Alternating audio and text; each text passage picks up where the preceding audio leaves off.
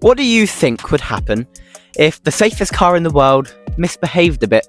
So it was sent to its crazy uncle Yamaha in Japan to sort it out.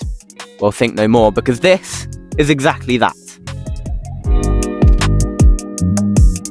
Naturally, by sorting it out, I mean shoving in a massive V8. Before we get started though, I'd like to say a massive thanks to Horton Cars in Buckinghamshire for allowing me to do this review on their car. They really are a reliable bunch of guys, so do visit their website to see this car, it is for sale, or any of their other Volvos. There's a fair few. While you're there, visit my website too, scottoncars.co.uk, to read my brand new blog, get the links to the rest of my social media, or to seek specific car buying advice tailored to you. Enough chat, let's get back to the video. Volvo fans, do not worry, this car is still very Swedish, very Volvo. It's just one minor component that is slightly Japanese. Now, Volvo still designed this engine, they commissioned it, it was just built by Yamaha. And that means a bit more reliability, because Yamaha are renowned for building reliable engines. It's big, as it would be with a V8, and it sounds, well, it sounds like this.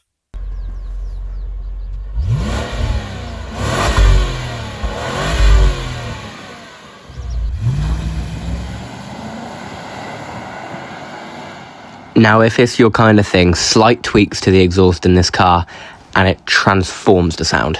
This is good enough though, trust me. Let's address the elephant in the room then, the engine. Now, it is a very, very rare engine, the 4.4 litre V8. There's actually only 3 of these on Auto Trader right now, one of which being this one. It's for sale with Horton Cars, as I mentioned at the start. I wouldn't recommend them to you if they weren't genuine and trustworthy. They are definitely great. What else is great is the sound that comes from this engine. So it's a 4.4 litre naturally aspirated V8, no turbos, pure power delivery. It's mated to a 6-speed automatic gearbox, and I'll let you know how all of that fares on the road, comes together to perform later. First of all, let's have a quick look at it. Well, you might notice it's slightly underwhelming, and I think that's perfect for this car. There is absolutely no sign from the front that this is a V8. You got the little R design badge there, and apart from that, it is just, I mean, including that, it is just your standard XC90 R design from the front. When you move down the side, it starts to get a little bit more special. You've got these 20-inch alloy wheels, which are absolutely massive, and even with those, the car still rides very well. So I would love to know how one rides with the smaller wheels. You get the silver wing mirror caps, as you do on all our design cars pretty much, and then yeah, you get your tinted rear windows, more massive wheels, and again, apart from that, it's all very XC90. You've got a bit of a lip spoiler there that you can see from the car's side profile, but it's also Swedish, and I love that about it. It is the ultimate sleeper SUV. Round the back, this is definitely my favourite angle of the XC90 and the XC90 V8, because you finally get your first signs that it might be something cool. You've got your quad exhaust pipes, V8 lettering there. This is the only angle of the car that you can know for 100% sure that this is the V8 model. You've got Volvo's signature whole way up the rear panel tail lights, big Volvo badging across the back, and again, apart from that, it's all very basic, all very Volvo, all very Swedish, and I think that makes this the perfect car for someone that wants to own the road but not shout about it. We've actually got some fakery going on here. These aren't the real exhausts. You've got smaller holes within them. How dare they? I mean, at least there's still 4 of them, and they're not that much bigger. I think we'll live. Let's have a look at the inside. It's such a nice place to be. This is a theme you're going to see a lot. It's all very Volvo, but you've got these blue dials, which I think you only got on the R design, and they give the car so much more sportiness. You look at those and you remember, oh, actually, this is something special.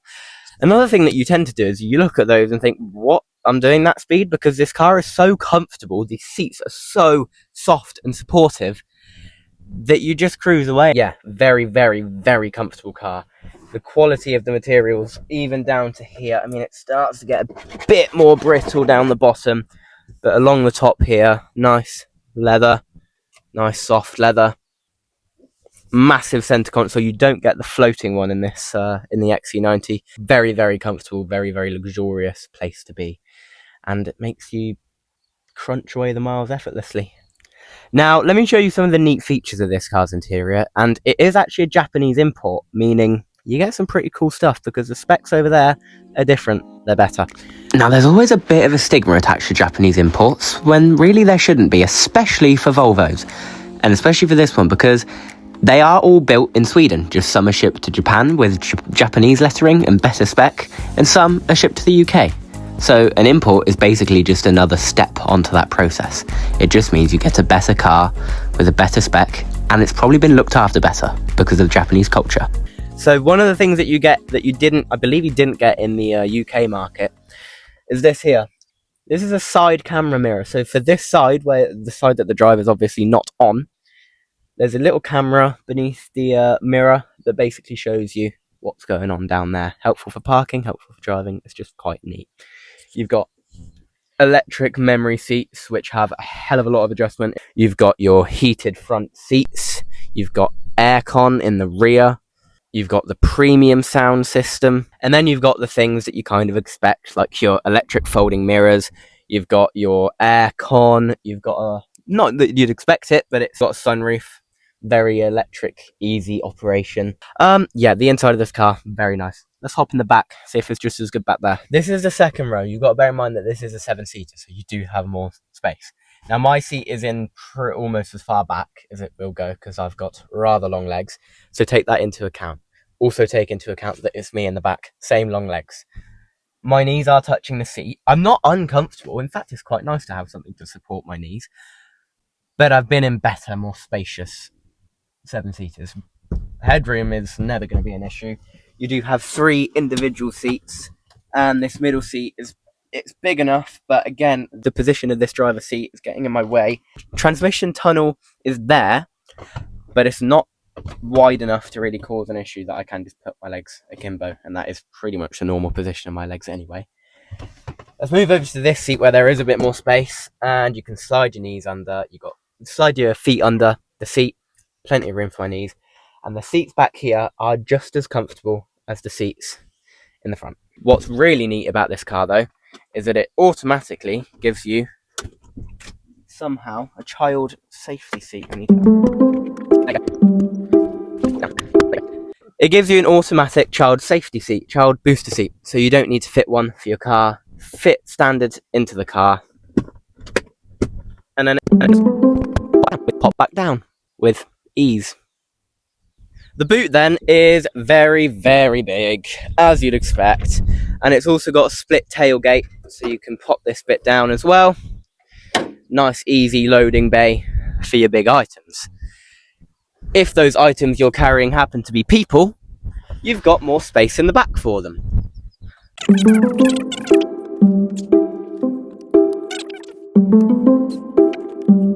Now you can sit back here. Again, the seats are undeniably comfortable. They're just there's not a lot of space. There's really not. My knees are up to my chest, but for short journeys this will do, and you can kind of excuse the lack of space because it's so snug and comfortable. This is how you put up the seat, and this is some of the easiest 7-seater configuration the world has ever seen. You literally lift that up, and you've still got a bit of storage there if you want it, and have the back of the seat if you can't be asked to put it all the way down. If not, carry a person, you literally pull that and you're sorted. You lift up this and bang, you've got another seat. Now, let's be honest, you're not going to carry 7 comfortable adults in this car, but I think you could quite easily carry maybe 5 comfortable-ish adults and 2 children, and you could definitely carry 2 comfortable adults and 5 business class children. They would be some very lucky children if there are 5 of them in these back seats. They are lovely. I'm now stuck. Help me.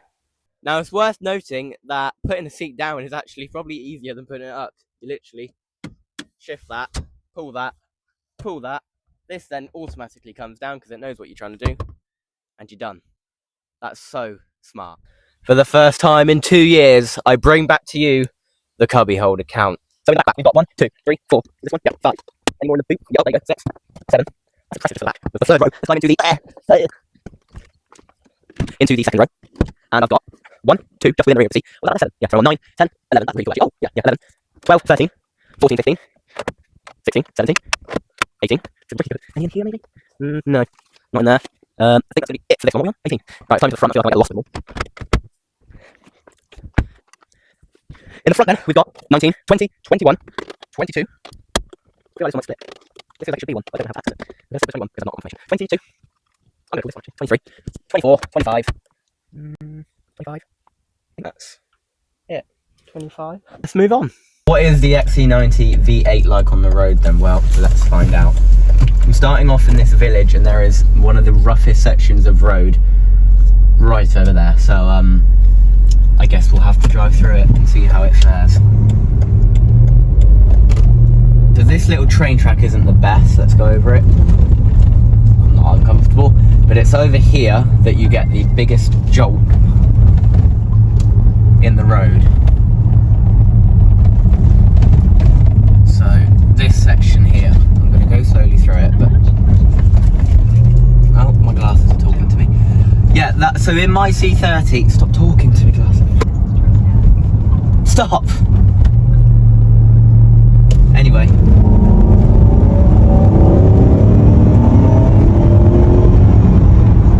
That's 60. That wasn't foot to the floor. Now people say that this car is all noise, no power, but because of the noise, it feels like power. And it's got plenty of torque. It pulls. It's just not blow your socks off kind of quick. I like that about this car because it's not trying to be blow your socks off quick. It's not having an identity crisis like so many of the cars out there. This car knows what it is. It is a comfortable cruiser with a V8, and it does that, and it does that perfectly. And I think the suspension is actually perfect because, as I said, like there, back around town or in a village, you can go over those harsh bits and not be jolted to the high heavens. You can feel comfortable. Yet when you get out on a twistier road, it does actually go around corners with some poise. I'll show you that in a minute. And then when you're on the motorway, I mean, it's so serene. These seats are some of the best in the game. They are so comfortable. I think the best thing about it is that it knows what it is and it's not trying to be something that it isn't. The power delivery in this car is naturally aspirated, so it's just so smooth and consistent. It's so smooth and consistent, and it feels like it can just keep going, whereas a turbocharged car, you don't get that. So let's take it through some of the turns, see how it fares. Yeah, when you speed up, the steering adds a nice weight to it, whereas when you're going around town or at slower speeds, it's nice and light and you can do manoeuvres, unless you're trying to do a U-turn or turn into a tight space, then it's utterly useless. Yeah, this is impressive actually. It does feel quite nimble for such a big car. Alright, I'm getting ready to join the slip road. Let's see what this car's like at speed on a dual carriageway. First of all though, this is a short slip road, so that's definitely going to test this car's pulling power.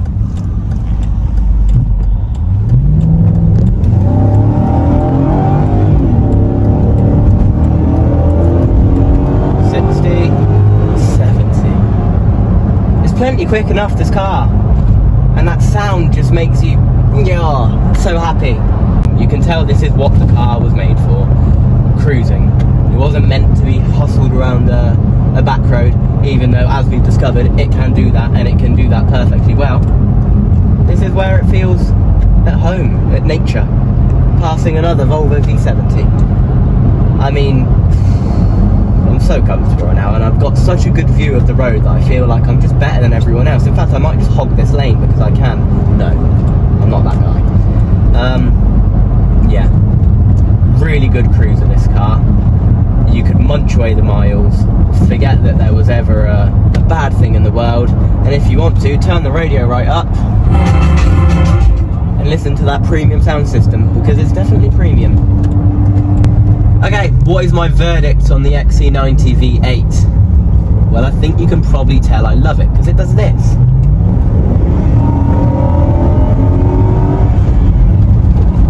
It gives you fun, experience, and noise, while not making you break the law. I mean, you can do law-abiding speeds in this car, hustle it round bends and not feel scared. And you can do it with the whole family in the back and not feel like you're risking their lives, because no one's ever died in an XC90. It's the perfect composition. The suspension kind of sums up how perfect this car is. It's supple over bumps, you can hustle it around a corner, and it keeps you comfortable on the motorway. I mean, there's seriously not a lot that's not to love about this car. The only reason that I'm giving it 4.5 out of 5 instead of 5 out of 5 is because I have been averaging 23 miles per gallon. That's not bad in the grand scheme of things, to be honest though. And I think it probably could have stood the test of time a bit better. Don't get me wrong, the interior is still a bit comfortable. Still very comfortable, and there's not excessive wear on anything. It's just, I think the design has probably aged a little bit, and there are a few little rattles that you do notice if you've got the radio down and listening to that noise. But overall, I love it, and I've not got any complaints. Massive thanks to Horton Cars. If you want this Volvo or many other Volvos, do go and check them out. Check me out as well. Hortoncars.co.uk. See you on the next one. Goodbye.